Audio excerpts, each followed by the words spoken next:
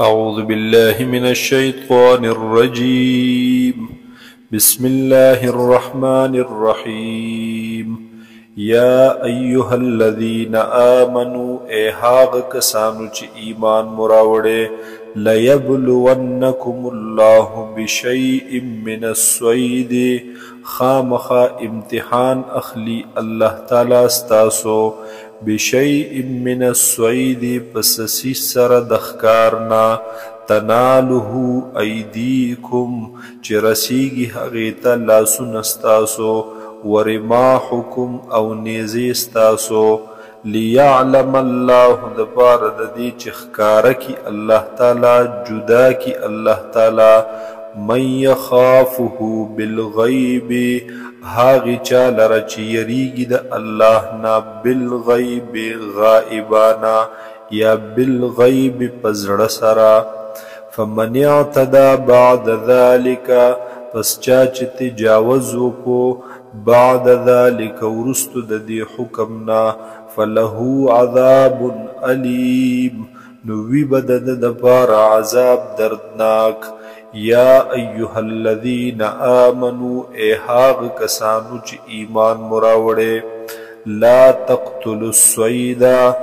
مقتلوی تاسو خکار لرا یعنی مکوی خکار وانتم حرم پدس حال کی چی تاسو پا احرام کی یا پا حرم کی ومن قتله منکم او هغه چا چې قتل کو دا ښکار ستاسونا متعمدا قصدا فجزاء لازم د پد باندې بدلا مثل ما قتل من النعم په مثل پشان د هاغي چې د قتل کړي د ساروینا يحكم به فیصله وکوي په دې مثل باندې ذوا عدل منکم دوا عادلان ستاسونا دو پوهان تجربه کار سړی هدیم بالغ الکعبتی وی بدا قربانی رسیدن کی کعبه تا او کفارتن او یا لازم د بدباندی کفاره طعام مساکینا چی خوراک ورکول دی مسکینانو تا او عدل ذالک سیاما یا لازم دی بدباندی برابر دغی طعام روجی لیذوق وبال امره دپار ددی چی دی وسکی اغا وبال او سزا دخپل کار عفا اللہ عما سلف معافی کړي د الله تعالی د هغه څه کوم چې تیر شوي ومن عاد او چا چې دوباره ښکار وکړو فینتقم الله منه پس بدله به اخلي الله تعالی د دنا والله عزیز ذو انتقام او دی الله تعالی غالب او خاوند بدلی اغستلو احل لکم صید البحر حلال کړل شوی دي ستاسو د پاره ښکار د دریاب وطعامه او خوراک د دې طعام د دریاب متاعا لکم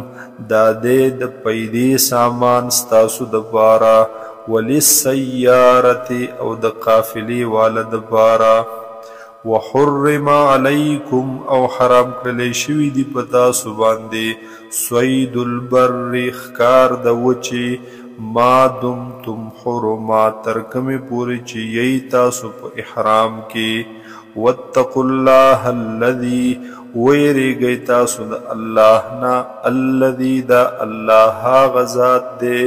الیه تحشرون چې خاص دغی الله طرف تب تاسو جمع کولی کیږئ جعل الله الكعبة البيت الحرام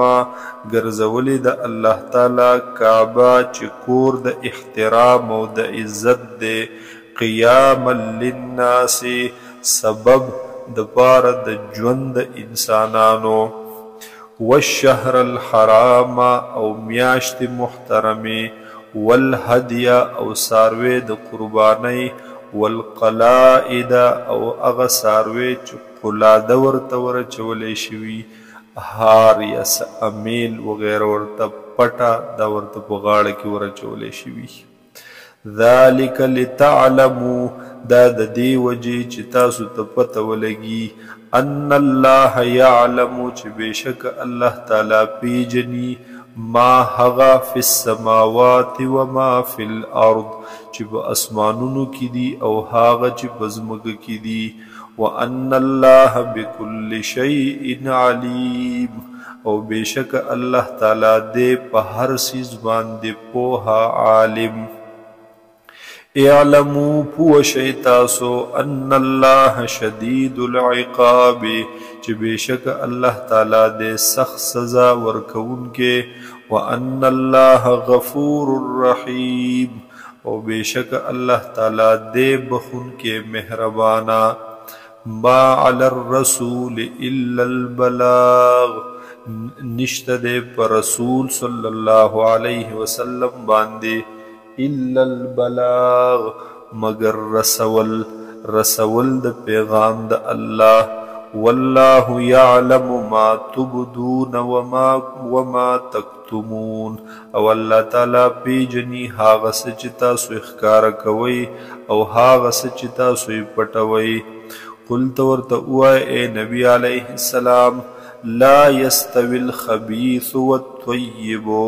ندی برابر گند پلید سیز حرام سیز والطیب او پاک سیزنا حلال او جائز ولو اعجبک کثرت الخبیث اگر چه حیران کتاب تعجب کی پری باسیتا اغا اکثریت د خبایثو اغا ډیرواله د گند سیزنو فاتقوا الله پس ویریږئ د الله نه یا اولی الالباب اے د عقل خاوندانو لعلکم تفلحون د پاره د دې چې تاسو کامیاب شئ